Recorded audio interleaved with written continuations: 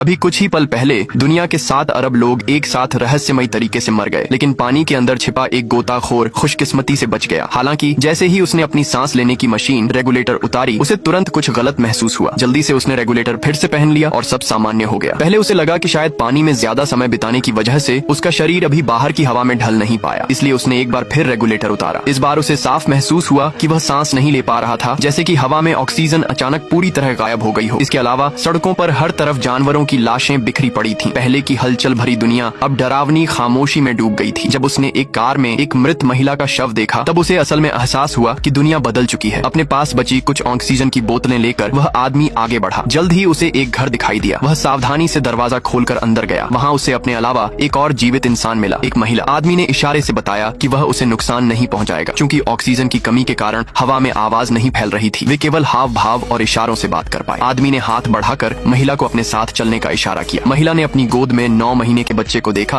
और आखिरकार उसने आदमी के साथ जाने का फैसला किया। जाने से पहले उन्होंने अपनी अपनी ऑक्सीजन बोतलें एक गाड़ी में लाद लीं, लेकिन आदमी की नजर बार बार महिला की ऑक्सीजन बोतलों पर जा रही थी। फिर वह अपनी बोतलों की संख्या देखता। उसने मन ही मन प्रार्थना की कि सबसे बुरा न हो, लेकिन सड़क पर का मंजर दिल दहलाने वाला था। जहाँ तक नजर जाती वहाँ सिर्फ इंसानों की लाशें ही दिखाई देती थी। वे पास के सुपरमार्केट में सामान ढूंढने गए, लेकिन मृत कर्मचारियों के अलावा उन्हें एक भी ऑक्सीजन बोतल नहीं मिली। महिला ने उम्मीद भरी नजरों से फोन उठाकर पुलिस को कॉल करने की कोशिश की, लेकिन बार बार कोशिश करने पर भी दूसरी तरफ कोई जवाब नहीं आया। मजबूरी में दोनों ने फिर से रास्ता पकड़ा। वे सबसे ऊंची पहाड़ी पर पहुंचे। महिला ने अपने पास का अलार्म बजाया और आदमी ने आखिरी बचे स्मोक बम को जला दिया, उम्मीद में कि कोई और बचा हुआ इंसान उन्हें देख ले। लेकिन सूरज डूबने तक कोई मदद नहीं आई। अब उनकी ऑक्सीजन बोतलें भी खत्म होने को थीं। दोनों ने एक दूसरे को देखा, जैसे मौत का स्वागत करने को तैयार हो। तभी दूर के आकाश में एक खूबसूरत आतिशबाजी फूटी। दोनों खुशी से उछल पड़े और तुरंत आतिशबाजी की दिशा में गाड़ी चलाने लगे। आखिरकार वे एक चमचमाती विला के पास पहुंचे। दोनों सावधानी से अंदर गए। वहाँ एक रिकॉर्ड प्लेयर से सुरीली संगीत की आवाज आ रही थी, लेकिन सोफे पर बैठा व्यक्ति पहले ही दम तोड़ चुका था। पता चला कि वह आतिशबाजी उन लोगों ने अपनी आखिरी सांसों में मदद के लिए छोड़ी थी। भले ही संगीत सुनाई नहीं दे रहा था, दोनों ने आपस में गले लगकर धीरे धीरे नाचना शुरू कर दिया। मौत से डरने के बजाय उन्होंने उसे गले लगाने का फैसला किया। उनकी ऑक्सीजन खत्म होने वाली थी। दोनों ने मिलकर महिला की बची हुई 2 बोतलें उठाई। आदमी ने अपनी बोतल बदल ली, लेकिन महिला को पता चला कि उसकी बोतल खाली थी। उसने आदमी से अपनी बोतल वापस मांगी, लेकिन आदमी ने गुस्से में इनकार कर दिया। इसके बाद दोनों में झगड़ा हो गया। आखिरी बची ऑक्सीजन बोतल के लिए मारामारी में आदमी गलती से गिर गया और फर्श पर पड़े हिरण के सींग से उसका फेफड़ा छिद गया। अब भले ही ऑक्सीजन बोतल थी, वह सांस नहीं ले सका। महिला को तुरंत अपनी गलती का एहसास हुआ और वह रोने लगी। अब वह इस दुनिया में अकेली रह गई थी। दुखी होकर उसने अपना मास्क उतार दिया, लेकिन हैरानी की बात थी, उस समय पृथ्वी पर हवा फिर से लौट आई थी।